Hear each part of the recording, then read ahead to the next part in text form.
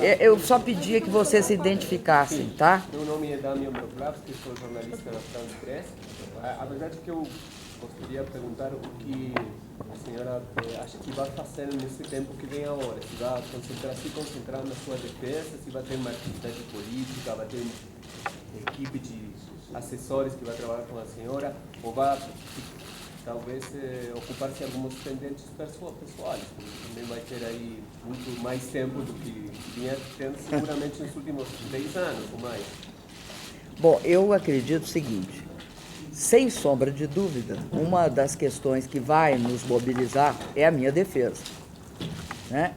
Agora começa de fato o processo, porque até agora foi a fase de aceitação do processo, agora começa o processo, com apresentação de testemunhas e tal. E aí eu acredito que ele saberá responder bem melhor do que eu, posto que ele é meu advogado. Mas, ao mesmo tempo que nós vamos cuidar da defesa, nos dedicar a ela, nós vamos também fazer todo um processo de discussão sobre esta minha saída, porque não se trata de uma questão puramente jurídica. Ela é jurídica e é política. Posto que ela é jurídica e é política, nós também temos de nos defender politicamente. Nós vamos nos defender juridicamente e vamos nos defender politicamente. Essa defesa política é uma defesa que se fará para toda a sociedade brasileira, para todo o povo brasileiro. Então eu pretendo sempre que for convidada, que for chamada, eu pretendo comparecer e, de forma transparente, aberta, muito límpida, responder sobre as razões que levam a esse processo, as razões eu tenho uma profunda discordância. Por quê?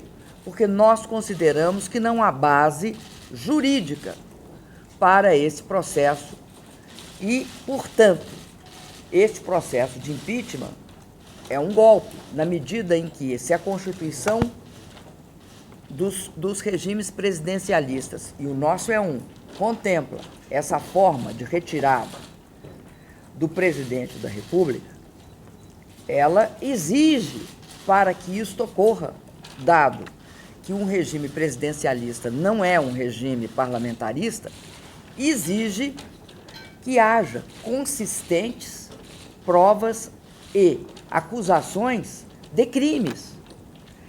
Uma coisa é você considerar no parlamentarismo que o primeiro-ministro não está adequado porque cometeu tal e tal erro político. E aí o primeiro-ministro pode perfeitamente sofrer um voto de desconfiança e ser retirado. Outra coisa muito diferente. Não, além disso, o primeiro-ministro pode também convocar eleições gerais, porque não está de acordo com atitudes do parlamento. Então, há esse duplo fator. Tanto o primeiro-ministro pode ser tirado por voto de desconfiança, como ele pode sair porque há um questionamento dele a respeito da consistência daquele parlamento e, portanto, ele pede eleições gerais por um motivo aí previsto na legislação local. Outra coisa é o presidencialismo. Eu, para sair, preciso de ter cometido crime de responsabilidade. Crime de responsabilidade não é avaliações sobre a gestão. Não são 6 decretos suplementares e uma transferência de plano safra.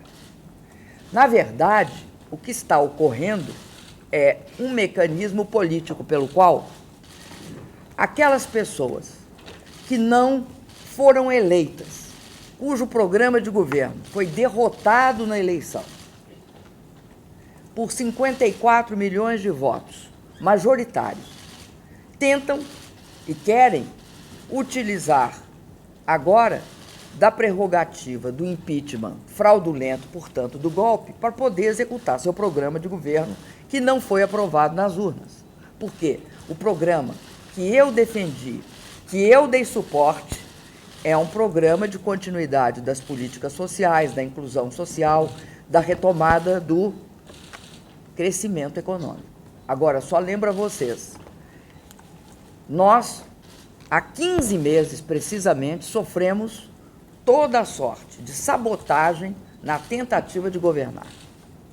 Começaram, primeiro, fazendo duas coisas. A primeira coisa que fizeram, questionaram se os votos tinham sido bem contados. Verificado que os votos tinham sido bem contados, passaram por uma segunda questão, verificar se as urnas eletrônicas estavam adequadas. Verificado que estavam adequadas, passaram para a tentativa de não me deixar tomar posse no segundo mandato.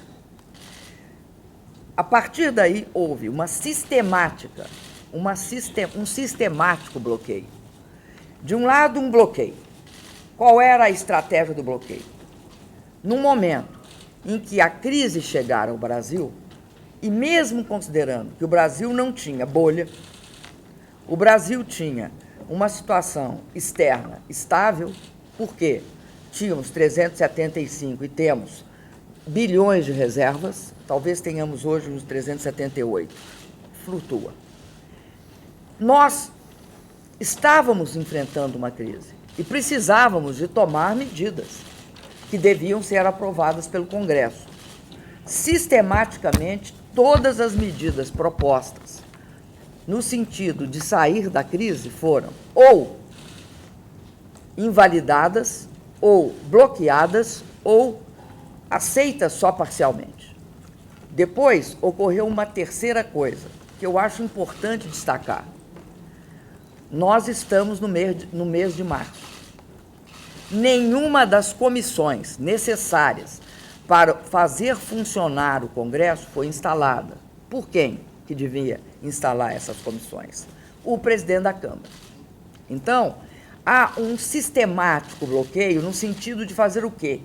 Criar um ambiente propício para o golpe. Qual é o ambiente propício para o golpe?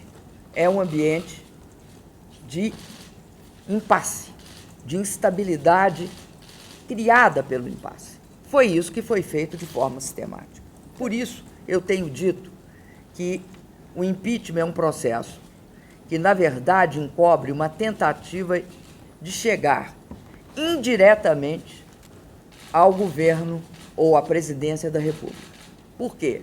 Porque eles não têm condições de chegar à presidência da República pelo voto direto. Eu queria dizer aqui que muitos outros mecanismos têm sido usados. Sistematicamente, houve vazamentos seletivos. Sistematicamente, tudo que se acusa a nós é aceito. Tudo que se acusa ou se pede investigação da oposição é recusado. Nós estamos preparados para toda sorte de expedientes no sentido de tentar a nossa desmoralização. A mim, tentaram sistematicamente me investigar, viraram do lado dos avessos. Eu nunca tive conta no exterior, não recebo propina, não tenho acusação de mau uso do dinheiro público e todos os 6 decretos e o Plano Safra dizem respeito a ações corriqueiras de governo, cometidas por todos os ex-presidentes. Só para você ter uma ideia do tipo dos 6 decretos, no Fernando Henrique Cardoso foram similares, em torno de 20. No governo do 23, não, ele fez 101 decretos, mas parecidos com o meu, em torno de 20 a 23. No presidente Lula foram 4. Nunca se arguiu essas práticas como crime. Não arguíram naquela época e não vão arguir agora, porque não é crime. Então, a situação é essa. Uma pergunta na linha que... Eu sugiro que ele responda a parte lá. Não, mas só para aclarar, vai viajar pelo exterior, pelo país, pelo nosso país? Não, eu vou viajar pelo Brasil sempre que me chamarem para ir. E também não estou abrindo mão de viajar. Quem me convidar, eu vou avaliar Se considerar que é adequado, eu vou viajar Dele exterior. para qualquer lugar. Mas gostaria, Presidente, a senhora Presidente, de parece entrevistar ter com o feito Papa sobre referência. esse tema? Falar com o Papa sobre esse tema? Se o Papa me convidar, você pode ter certeza. Primeiro, porque eu tenho uma imensa admiração pelo Papa. Imensa admiração. Segundo, porque tive a oportunidade, por duas vezes, de ter um relacionamento próximo com ele, que foi quando o Brasil recebeu toda a comitiva da juventude, da Conferência da Juventude, não chama conferência, não, jornada. A Jornada da Juventude, em que ele esteve aqui o Brasil visitando, e quando eu fui, ao ele se tornar Papa, eu fui ao Vaticano e ele me deu ele me recebeu, né, numa entrevista, né, privada, ali no Vaticano. Também eu só tenho o que agradecer a todas as duas vezes. E, ademais, eu acredito que ele está cumprindo um papel importante no mundo, em termos de valores. O que eu acho é que ele é um Papa que está extremamente adequado ao momento que o mundo vive. É um Papa que leva em conta as demandas diferenciadas do século XXI. A questão das mulheres, a questão dos gays, a questão, o fato de que ele não julga as pessoas, a importância que ele dá para a questão de todos aqueles que buscam uma nova pátria na Europa, da democracia. Como a senhora recebeu a decisão do Gilmar Mendes, do ministro, de devolver a PGR, a investigação do AES? Me pareceu que a senhora fez uma referência a isso na sua fala. Eu acho bastante interessante, extremamente interessante. Uma pergunta para o advogado. Como é que a senhora avaliou o ministério do presidente interino? Você estava falando de diversidade. Olha, eu lamento que, depois de muito tempo, não tenha mulheres e negros no Ministério. Por quê? Eu acho que a questão de gênero é uma questão democrática, fundamental, num país em que, queiramos ou não, a maioria, mais de 50%, são mulheres. Então, tem um problema de representatividade. Segundo, porque as mulheres têm se mostrado competentes em todas as áreas e não tem por que elas não estarem representadas. E acredito também que tem uma questão que é fundamental. O Brasil foi um país que, no século XIX, talvez tenha sido o mais tardio país a sair da escravidão. Nós temos uma questão fundamental, que é a questão racial, a questão do preconceito contra os negros. E acho também que essa é uma representação importante, porque ela diz respeito a uma parte expressiva da população brasileira. Porque aqui no Brasil, a desigualdade, ela tem feições marcadas. Ela é negra, ela é feminina, ela é infantil e, obviamente, também ela é masculina. Mas negro, mulher, é algo fundamental se você quer, de fato, construir um país inclusivo, não só do ponto de vista social, mas do ponto de vista cultural, do ponto de vista dos direitos humanos. Acho que é um governo que reflete também um lado bastante claro. Vai ser um governo liberal na economia e extremamente conservador na área de cultura, na área social, e está mostrando isso na sua formação. É o que eu acredito. Se vai ser ou não, os próximos dias vão ou confirmar ou rejeitar esta hipótese. Presidente, acredita que é possível que eu perguntei. Eu estou na quarta pergunta, pois é dele. Eu tenho uma pergunta para o advogado. Está esperando que haja apoio da região de Argentina? O que vai acontecer com sua vida pessoal nesse tempo? Eu gostaria de ter pelo menos... Você já perguntou, agora veja os outros. Não respondeu. Era a mesma pergunta. Vocês todos concordam com a quarta? Que não, que faltou resposta. Se a gente quiser fazer mais duas, Presidente, conversa um pouquinho com a gente. Olha quantos jornalistas. Você vê como é que é. As outras 5 são dele. Eu pergunto para o O que advogado. ele está perguntando, e se a senhora, o meu colega da TV Argentina, quer perguntar se a senhora... Sei, mas eu estou respondendo Ah, tá primeiro bom. aquela ali. Que é a questão pessoal, né? Sim. Olha, como é que vai ser minha vida pessoal?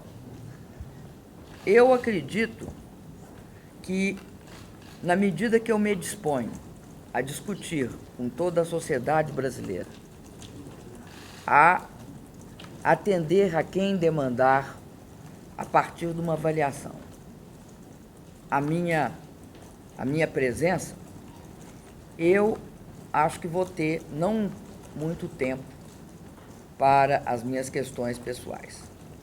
Mas eu já aprendi há muito tempo um pouco de malabarismo. Todas as mulheres são meio malabaristas. A gente consegue atender as questões pessoais, consegue atender as questões profissionais e ainda, em muitos casos, as pessoas conseguem ainda ter sua atividade ou política, ou social, ou cultural. Então, eu acredito que eu também tenho condições de, me espelhando nas mulheres, fazer a mesma coisa, me dividir em várias. a senhora acredita que... Não, agora é ele. Agora é ele. Agora é ele. Queria saber se... Assim, pela justiça, né, gente? Somos justos aqui. Peraí, tá fazendo uma pergunta. Ele está falando aqui, estava uma pergunta aqui. Queria saber se... Esperava agora porque estava justamente em processo. Essa é uma questão que nós vamos tratar a partir de agora. E aí vamos ver o que vai ocorrer. Eu não tenho como aqui fazer hipóteses sobre como é que vão reagir, porque agora é que foi aberto o processo. A senhora citou muito que é uma questão Não, querida, política. agora é ele. Agora é Ele, ele. olha, vamos conseguir a hora. Então aqui, vai, por favor. Ele, e aí eu encerro. Eu pergunto E aí vai para para o ele. advogado. Então você pergunta depois para o advogado, por favor. Doutor Januário, nesses últimos tempos eu tenho ouvido... Não, o advogado logo depois.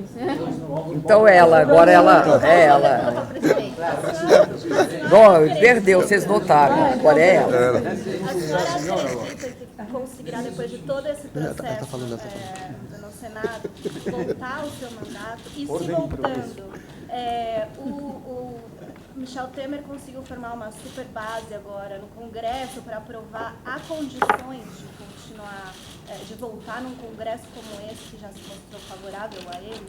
Olha, eu acredito que nós vamos ter de lutar para que esta seja uma questão, de fato, como ela é. Como ela é. O que tem hoje no Brasil é um governo provisório, um governo interino e uma presidente eleita por 54 milhões. Você tem um governo, portanto, interino e ilegítimo do ponto de vista de seus votos. Nós lutaremos para voltar. E além de lutar para voltar, obviamente nós lutaremos para recompor uma base parlamentar no futuro. Agora, eu queria dizer para você que eu acredito que o Brasil precisa de uma reforma política, de uma profunda reforma política. Recentemente, houve até uma publicação da imprensa em que mostra a evolução de 1990, por aí, até 2016, sobre da quantidade de partidos que são necessários para se formar uma maioria no Congresso. Então, nós saímos de mais ou menos 3, porque eram 2, quase 3, você fazia maioria. Na época do governo anterior ao Lula, do Fernando Henrique, Durante o Lula, você precisava de 4, passou para 5, e no meu governo, para você fazer a maioria, porque você necessita de pelo menos 7 partidos para uma maioria tranquila. O que está acontecendo no Brasil? Acontece uma fragmentação política. Além desta fragmentação política, acontece uma espécie de balcanização, de criação de pequenos núcleos em cada partido. Poucos partidos têm uma unidade nacional em que um líder responde por todos os seus integrantes. Então, é extremamente difícil no Brasil um regime não ter uma alteração nas condições. Nós, a partir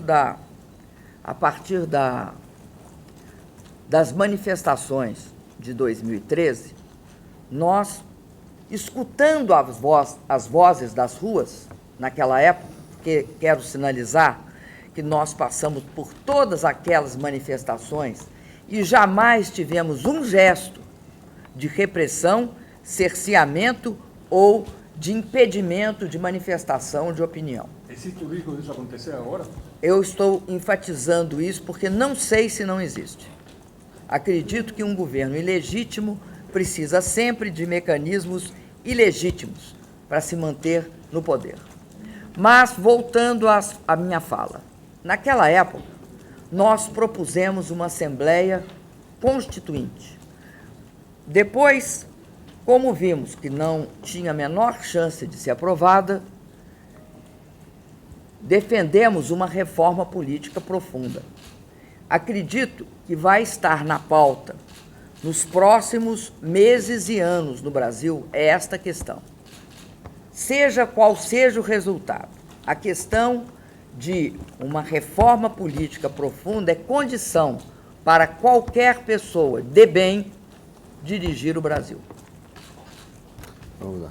Agora sim? Agora é Pode ele. ser agora? Vamos lá, você.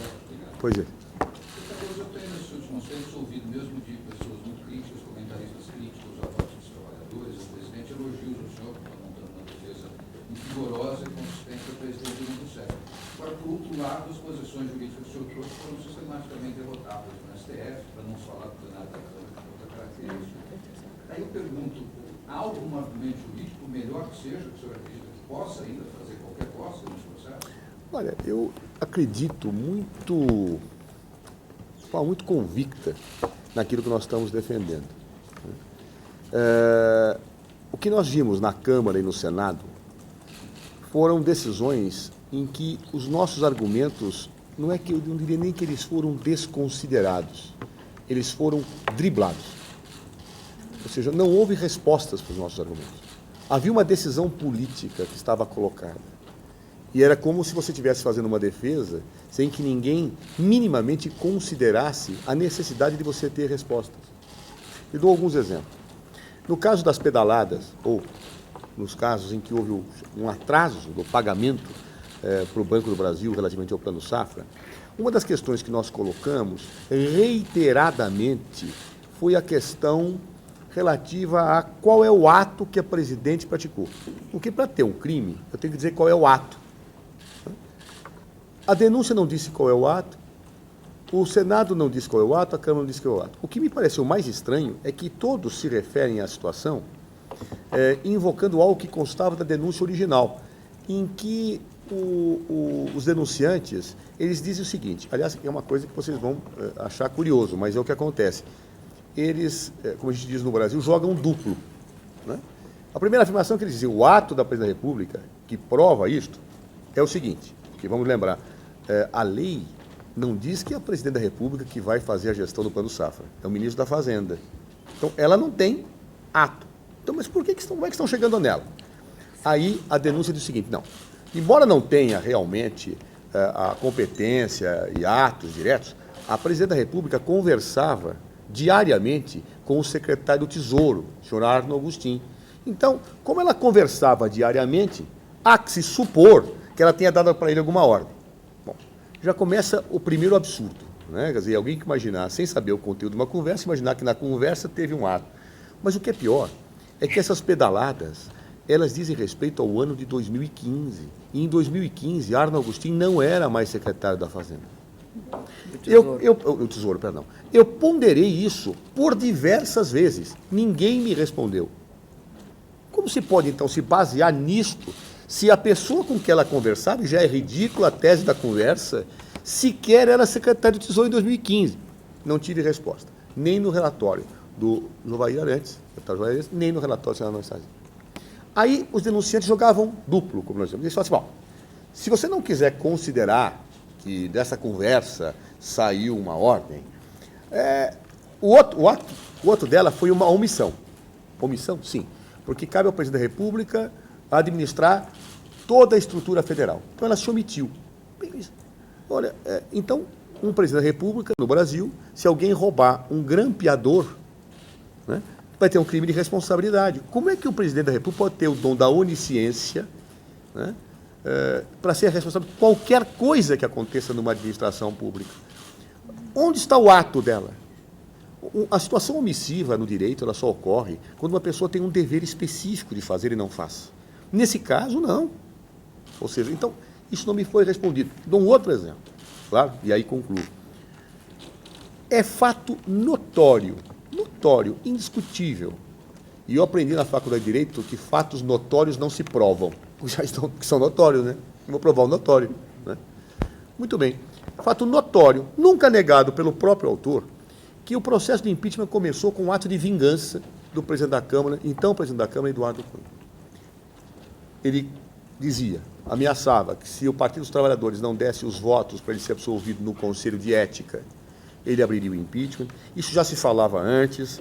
Quando se comunica a uma nota do Partido dos Trabalhadores dizendo que não votaria com ele, ele imediatamente, horas depois, instantes depois, abre o processo de impeachment. Muito bem. O próprio autor da denúncia, professor Miguel Reale, chega a dizer, foi chantagem explícita, o autor da denúncia.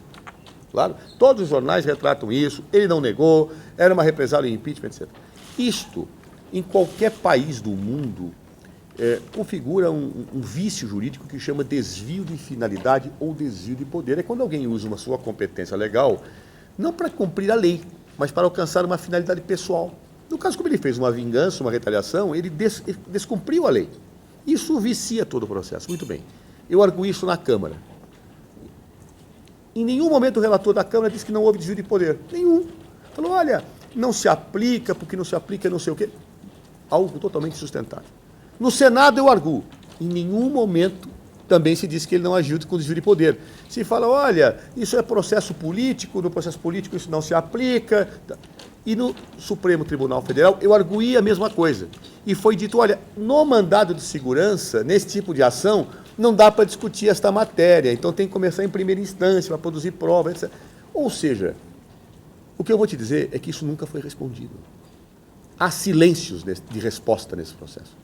E silêncios que mostram muito claramente, a meu ver, que o que move esse processo é um desejo político de afastar a senhora presidente da República. Por isso nós temos dito que é um golpe. É um golpe. No presidencialismo não se pode afastar um presidente da República por desejo político. E, aliás, só para concluir, quando eu falei, durante os debates na Câmara e no Senado, que era um golpe, eu ouvi 3 respostas do porquê que não era um golpe. A primeira delas é o seguinte, não é golpe porque está na Constituição o impeachment. Ora, meu Deus do céu. Estar na Constituição é uma coisa. Fazer com que a Constituição, na realidade, seja cumprida é outra. De fato, em qualquer regime presidencialista, na Constituição, existe um processo de impeachment. Claro, é normal, mas desde que cometa um ato ilícito. Eu não estou dizendo outra coisa que estou dizendo, é que esse ato ilícito não ocorreu, não há esse crime, por isso que é golpe, está se utilizando a Constituição como pretexto. O simples fato de ter um instituto na Constituição não diz que a realidade está respeitando a Constituição. O fato do Código Penal dizer que homicídio é crime não quer dizer que, num caso, não existe injustiça ao se acusar indevidamente alguém de ter matado uma pessoa.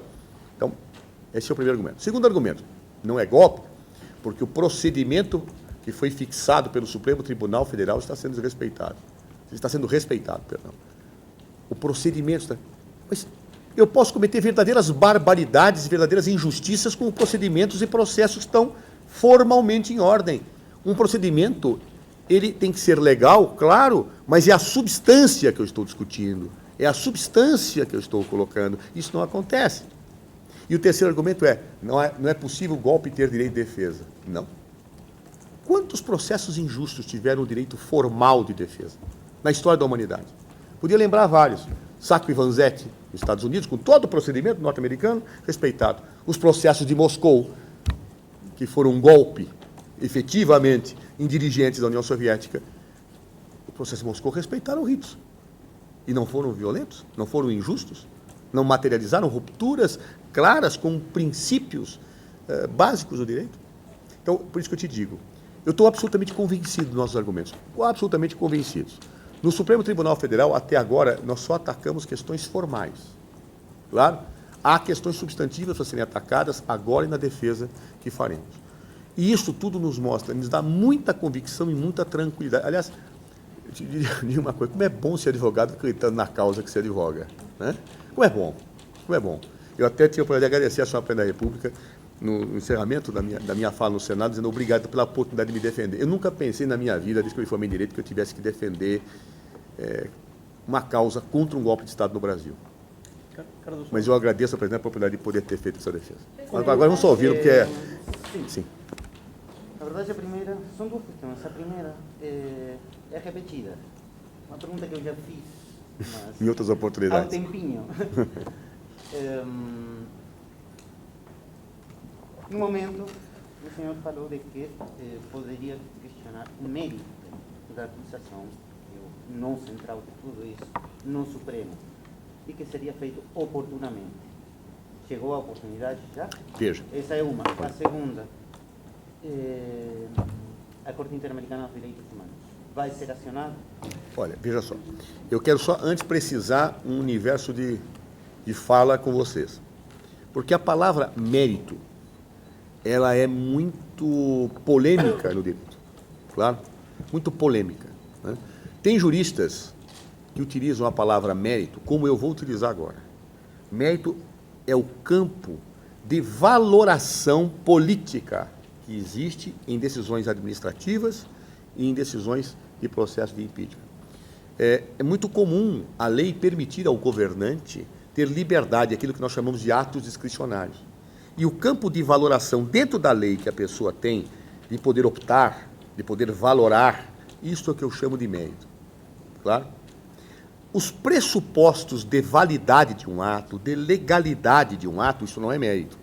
Isso são pressupostos de validade.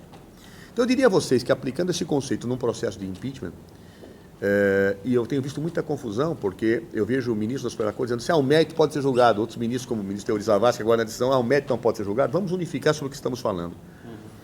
Mérito no processo de impeachment, a meu ver, é o campo de valoração política que o Congresso Nacional, que o Senado Federal, fará em relação à conveniência ou não da presidenta ficar.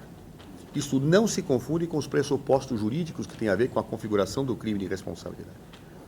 O que eu digo é que haverá um momento em que nós teremos que discutir a justa causa para o impeachment. Se os fatos apontados qualificam uma causa justa, jurídica, não é mérito, não é valoração, causa justa para o processo de impeachment. Então, se é correto que uma operação contábil, como os decretos, ou orçamentária, como os decretos, se é justa a causa para o impeachment, se é correto que um atraso, um simples atraso de pagamento em relação a um plano, como o Plano Safra, se isso é justa a causa para o impeachment. Então, isso nós poderemos discutir no Supremo Tribunal Federal, como vamos discutir agora, nessa fase estrita do processo no Supremo. Haverá um momento em que a defesa entenderá que isso deve ser feito. Claro, eu me reservo o direito de dizer o momento em que faremos isso, porque depende de um acompanhamento processual. Em relação à Corte Interamericana, eu vou te dizer o seguinte: nós, enquanto devem decidir essa matéria no Brasil, mas eu já soube de parlamentares que, diante de jurisprudência, de decisões da Corte Interamericana de Direitos Humanos, e pelo fato do Brasil estar vinculado a esta Corte, pelo Pacto de San José de Costa Rica, tenderiam a ir àquela Corte. Essa é uma iniciativa de parlamentares, e poderão fazê-lo, porque qualquer cidadão pode efetivamente fazer isso. Da parte da defesa, nós estamos nos concentrando exclusivamente, nesse momento, a questão dos órgãos brasileiros, porque acreditamos que o Poder Judiciário brasileiro e acreditamos que o próprio Senado Federal, uma vez que nós consigamos eliminar esta situação de pretender a análise só pela ótica política, claro, possa efetivamente fazer um julgamento justo ao final desse processo. Cardoso, não acha que subestimaram de algum jeito os elementos políticos desse processo? Porque não se chegou até aqui só pelas pedaladas, pelas questões técnicas, né? Se chegou até aqui por uma confluência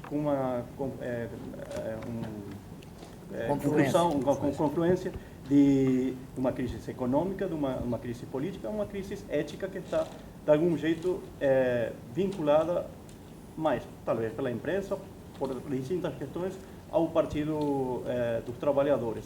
Não é momento de passar a uma luta política para realmente enfrentar as razões verdadeiras do que está acontecendo? Eu diria a você o seguinte, nós não subestimamos a luta política, não.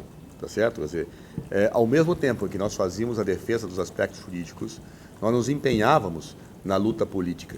Ocorre que, por uma série de fatores, como você disse, inclusive por uma série de situações que acho que são muito ruins, de traições, de deslealdades, né, que ficaram evidentes nesse processo, nós fizemos com que a decisão política absorvesse inteiramente a jurídica. No fundo, essa decisão do impeachment da Dilma Rousseff poderia ser equivalente a uma moção de censura do parlamentarismo, que ela não tem base jurídica nenhuma. Só que lá o sistema admite. Lá, no parlamentarismo, o chefe de Estado é um, o chefe de governo é outro. Aqui o chefe de Estado e o chefe de governo é uma pessoa só, é o presidente da República. E as instituições exigem estabilização daquele que chefia o Estado e chefia o governo. Então, aqui, nesse caso, a dimensão política contaminou a jurídica. E, por isso, para justificar, inventaram um monte de pretextos, né? Aliás, um golpe de Estado se faz com armas, muita parte das vezes, mas isso já ficou meio fora de moda, fazer com armas. Então, pega mal, né? As pessoas falam, pega mal. Então, é grosseiro, é uma coisa assim, né, que a humanidade hoje já não aceita. Então, o que você faz? Ao invés de fazer isso com armas, você cria um conjunto de situações retóricas jurídicas para justificar um afastamento político que a Constituição do país não admite. Ou seja, por isso que eu acho curioso os argumentos que se dizem que não há golpe de Estado no Brasil, sem que demonstrem sequer o ato que a presidenta praticou em uma das acusações que lhe são dirigidas. Não houve um subestimar da parte política. Ele não falou. Pois não. Fazer uma aliança com o PMDB lá atrás foi um erro, olhando agora? Não, veja, eu diria a você o seguinte, você quando faz uma aliança política com forças... Ele tem cara de que sim. A senhora foi um erro, presidente. Eu vou dizer o seguinte, olha... Eu já respondi as minhas... Eu vou te dizer uma coisa que eu acho, olha. Eu vou me valer de uma autora que escreveu um livro fabuloso, embora não falando disso, mas ela dá um ingrediente interessante, que ela escreveu um livro chamado Marcha da Insensatez, né? Barbara Tuchman. E ela diz o seguinte, o que ela entende por sensatez?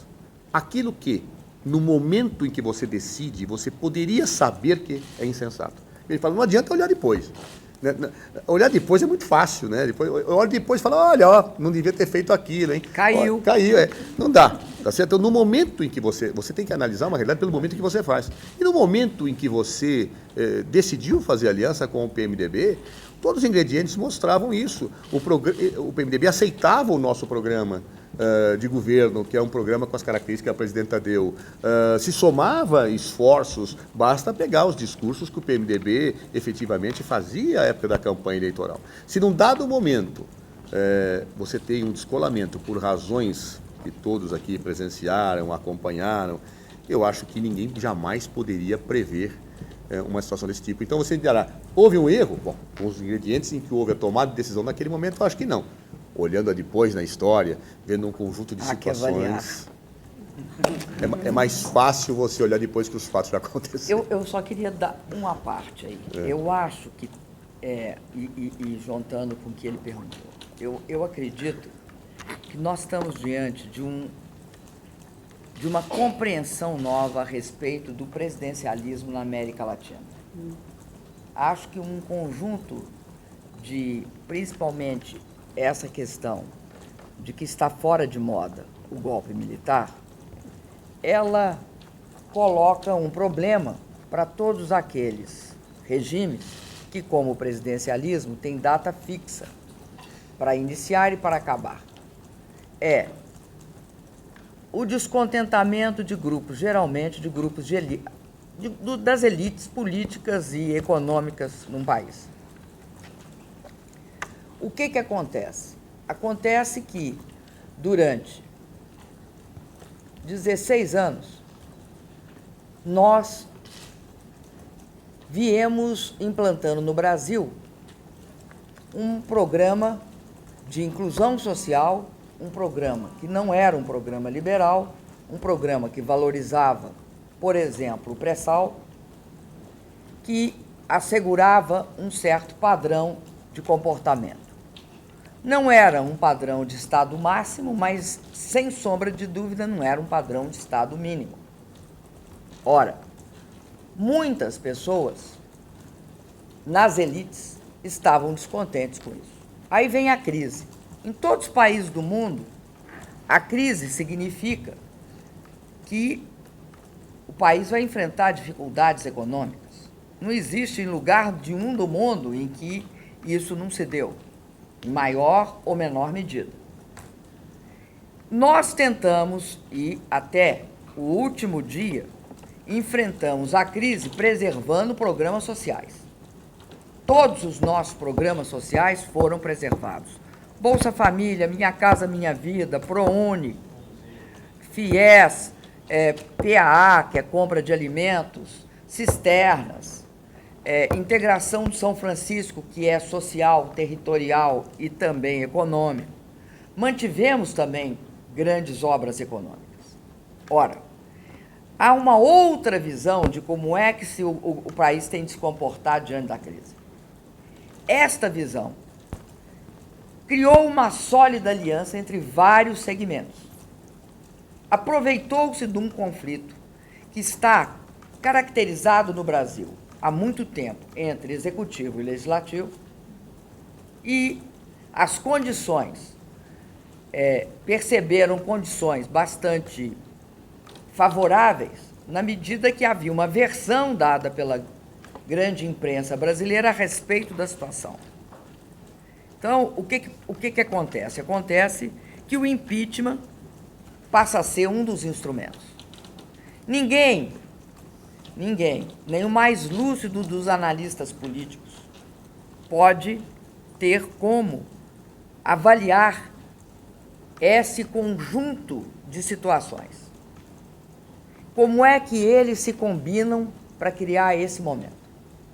Mas o que é fato é que, a partir de agora, em todos os países da América Latina e de outros lugares do mundo, vão se discutir nos países democráticos, com o perfil do nosso, como impedir que esse seja um processo de instabilidade do presidencialismo.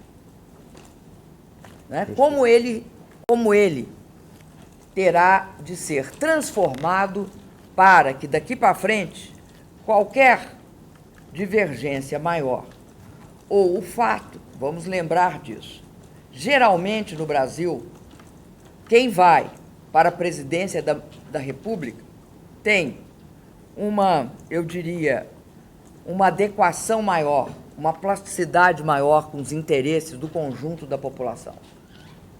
E quem se elege proporcionalmente representa mais interesses regionais e locais e também o poder econômico e político. Esta contradição é uma contradição que recorta o Brasil. Ou entendemos ela, ou entendemos que sempre, desde o Getúlio, isso está em operação, passando pelo Juscelino, passando pelo João Goulart, passando por todos os presidentes. E isso significa que nós temos de olhar nos olhos do presidencialismo e ver como estabilizá-lo.